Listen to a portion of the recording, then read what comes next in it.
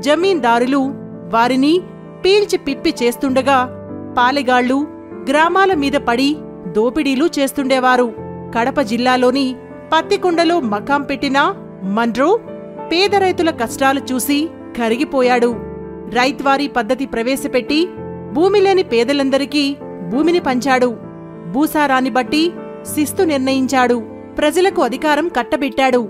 దానివలన భూమిపై వచ్చే ఫలసాయం అమ్ముకునేందుకు, భూమిని వేరొకరికి అమ్ముకునేందుకు రైతులకు అవకాశం ఏర్పడింది. చెరువులు, కాలువలు తవ్వించడం వల్ల వ్యవసాయం బాగా పెరిగింది.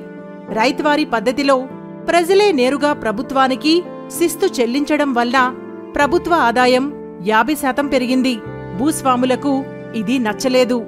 మన్రోగారు చేసిన మరో గొప్ప పని ఏమిటంటే దత్త మండలాలలో పూర్తి వీడియో లింక్ ఫస్ట్ కామెంట్లో ఉంటుంది లేదా మా ఛానల్లో ఉంటుంది.